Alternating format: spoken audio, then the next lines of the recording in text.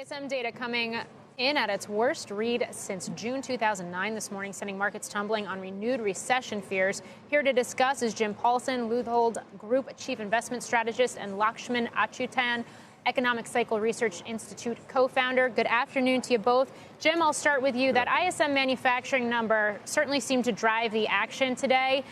The sell-off we saw, warranted?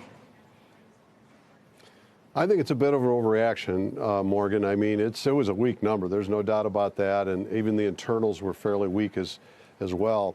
But I just think if you put this in perspective, you know, the economic surprise index has been soaring here in the United States, back from negative territory up to very strong positive levels, showing that most economic reports, a broad array across manufacturing and other areas, are doing pretty well, best they've done in a long time. And then if you look at that, we had a good report on manufacturing day too. The ISM market number went up from a low 50s to the low 51 area. Actually, the first turn upward in that index, which is a good sign. Industrial production for manufacturing index in the United States has had a healthy increase last month and has bottomed in April this year. Manufacturing employment, which peaked out earlier this year and came down a little, has been rising again of late. China's ISM has been rising. It's still negative, but it's been rising since April. So I just think the capacity utilization rate just had a healthy gain this last month. I think even data around manufacturing is looking a little better to me. So I think unless we get a really weak job number on Friday, that the market's going to come back from this bad number today. Lakshman, I presume you have a slightly more bearish take on the data. Yeah, but I'll pick up on what Jim ended with, jobs. I was on with Mike a month ago talking about our leading employment index hitting a 10-year low in the growth rate. And I think when you look at the survey data, the ISM, the market, the trends are to the downside. And in particular, when you get into the internals, some of that employment stuff is particularly troubling. And I liked the lead-in that Mike was doing with the charts because it had the shaded areas in it for recessions and cycles. And when you see those moments where ISM dips down and there's no recession, really what's going on there is there's no manufacturing recession. You're not getting manufacturing job losses. And I think that is a risk here. We have to watch that. I think the market is beginning to wonder about that as well.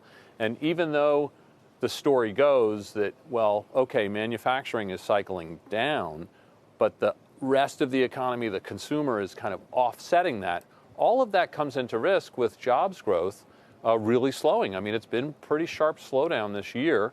We're at an 8-year low in non-farms year-over-year payroll growth, and that's going to continue looking at the leading indicators of employment. So that could kind of undercut the consumer spending growth, which itself is at over a 2-year low in the growth rate, with the one exception of that December spike down that we had. So I'm not so sure it's all that we've turned the corner and we're off to the races, and I think the market is wary of that.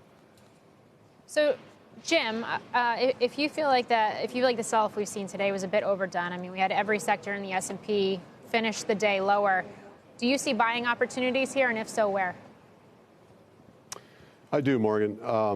I would be looking to move a little bit in the direction of cyclicality here. Take advantage of what really got pounded today was most of the cyclical sectors, whether that be industrials or basic materials or financials, and lightening up a little bit on the defensive stocks that everyone's buying to help them sleep well at night.